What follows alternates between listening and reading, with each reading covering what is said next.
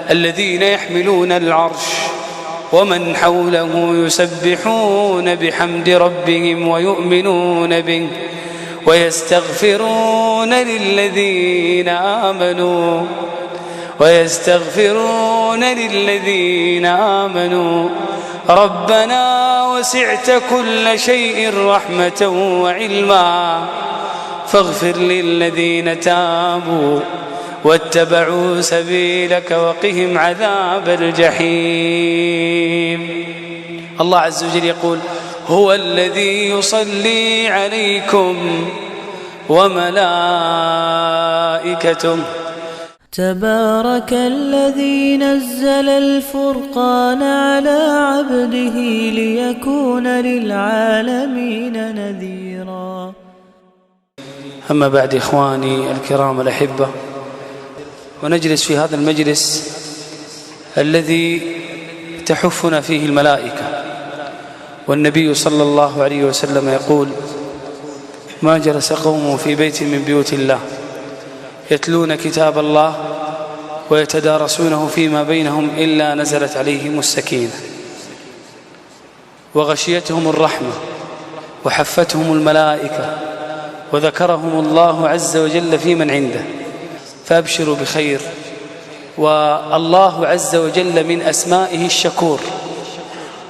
الله عز وجل شكور، ودلالة هذا الاسم أحبابي في الله ومعنى هذا الاسم أن الله عز وجل يجازي بالعمل القليل الأجر الكثير.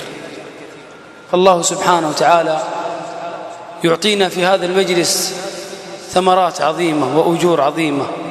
وأيضا الله عز وجل يقول عن الذي أكثر من ذكر الله وجلس في مجالس الله عز وجل وتمسك بكتاب الله، يقول الله عز وجل عنه في سورة الأحزاب: يا أيها الذين آمنوا اذكروا الله ذكرا كثيرا وسبحوه بكرة وأصيلا.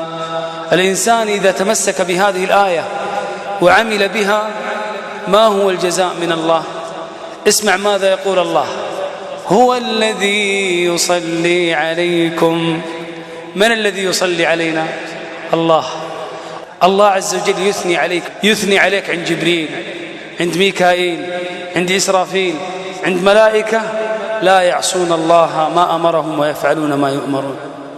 هذه الثمرة الأولى: هو الذي يصلي عليكم وملائكته. حتى الملائكة تصلي عليك.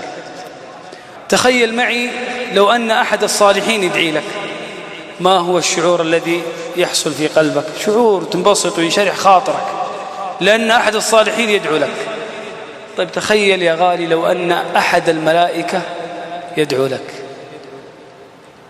الملائكة يدعون لمن تمسكوا بكتاب الله عز وجل وأكثروا من ذكر الله عز وجل. هو الذي يصلي عليكم وملائكته.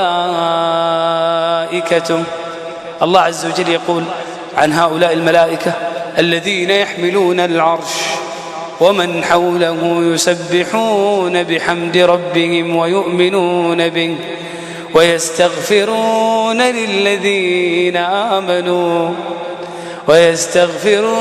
للذين آمنوا ربنا وسعت كل شيء رحمة وعلما فاغفر للذين تابوا واتبعوا سبيلك وقهم عذاب الجحيم. الله عز وجل يقول: هو الذي يصلي عليكم وملائكته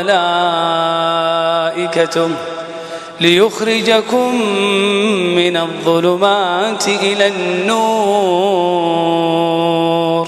الإنسان إذا أكثر من ذكر الله عز وجل وداوم على هذه المجالس وتمسك بكتاب الله عز وجل، والله يا أخوان إن الله عز وجل يخرجه من الظلمات إلى النور.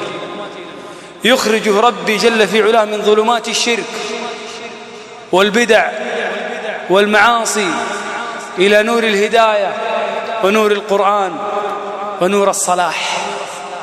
فمن أجل ذلك يا إخواني الله عز وجل يقول ليخرجكم من الظلمات إلى النور.